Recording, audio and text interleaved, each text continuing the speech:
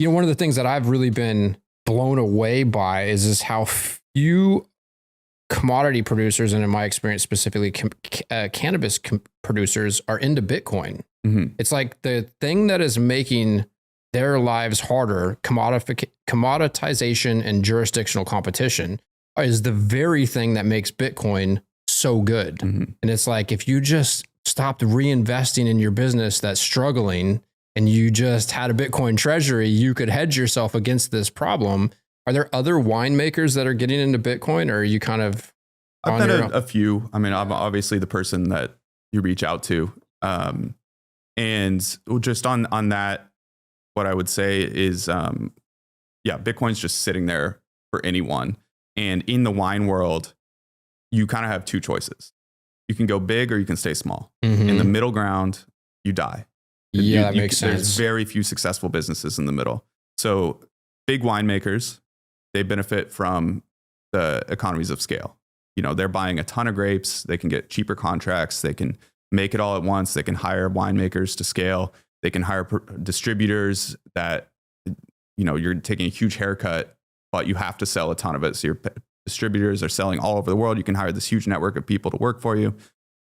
If you're in the middle ground, you're like, okay, well, I'm not big enough to totally get that economy of scale, but I can't sell it all myself because I have too much wine. So if you're on the smaller side, then you can have a tasting room. Maybe you can have a few local restaurants that sell your wine. You can sell direct like I do, and you can survive because you take out that middleman.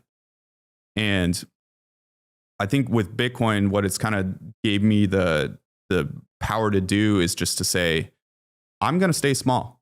I don't want to get big. I don't have to keep growing my business like most businesses feel on the fiat standard, right? Killing it. Yeah. And I don't honestly, like personally, the reason I wanted to start a winery, the reason I wanted to start a business was to have a good life. Not to take over the world. No. I mean, and there's a bit of like I want to do something that I'm good at.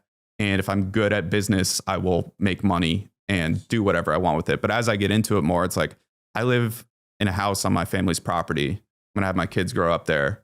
I make wine from that place. The wine gives me opportunities to have great dinners with great people, great conversations. Like that's what I want. I don't need all this complexity. And then you add the pressure of like, okay, well, if I invest more in my business to grow, because there's baseline investment, but if I invest more in my business to grow, then I have to outperform Bitcoin.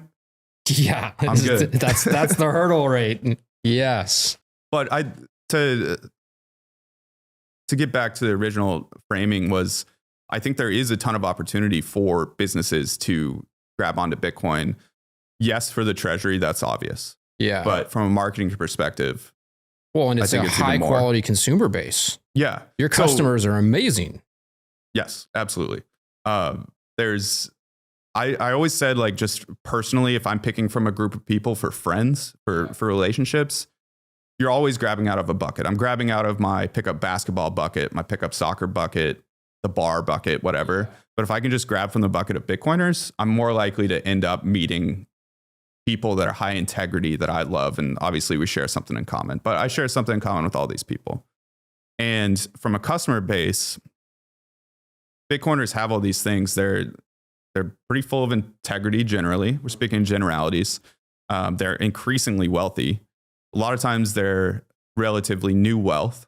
And so they want to experience the trappings of that, high quality things. They want to elevate their lifestyle, right? Yeah. They care about health because they have a reason to care about longevity because they're going to be wealthy in the future. They want to be healthy. And they have like a real drive for you to succeed, your business to succeed, because you are a representation of what I am dedicating my life to. And also like a viral marketing thing where it's like, hey, if you're going to drink wine, drink the Bitcoin wine. Or my friends won't talk to me about Bitcoin. Every time they come over and I want to talk, I'm speaking not about myself, but it is a bit true. Every time they come over, I want to talk about Bitcoin. They're not getting it. I'm so frustrated with my friends. But I break out this bottle of wine or I break out this other nice thing that I bought with Bitcoin and they like it.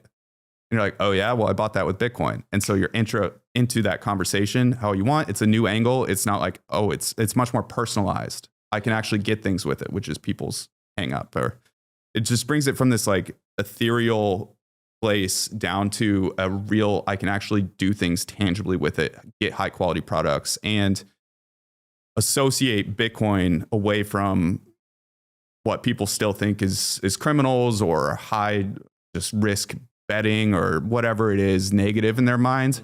Now I associate it with high quality products. And so I think that it's sitting there for a lot of businesses to orient themselves towards Bitcoiners. And we've seen, like, if the degree or not, and like if it was crypto generally or not, Bitcoiners, crypto, whatever, influenced the national election to a degree. Totally. I think of that post of American Hodl. Did you see it when he was like, we had an influence on this election. We're going to have an influence on every election. Absolutely. I do that. I love that. American Hodl pumps me up. Me too.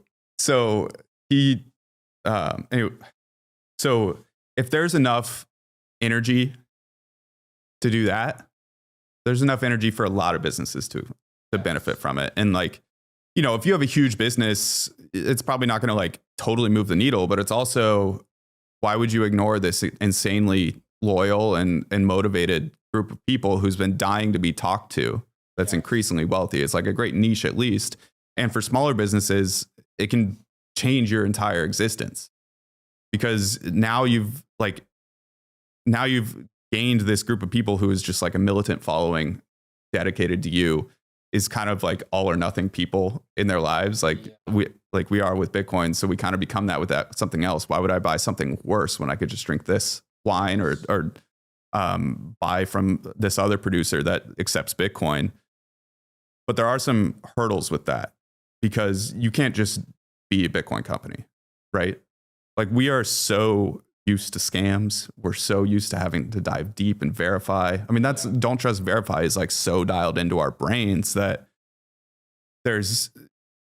you can't mess around with Bitcoiners. Totally. Yeah. You F around, you're going to find out. Yeah. So you can't just flippantly become a Bitcoin company and expect benefits. Like, as I said at the beginning, the lowest hurdle is I accept Bitcoin. Great. They'll probably bring in some customers. But like, going all in on Bitcoin and showing you're like, no, I'm one of you. I'm committed. I'm on your team. We're fighting for this same life, the same world that we want. Then you can kind of start getting the benefits of the Bitcoiner world. And that takes time.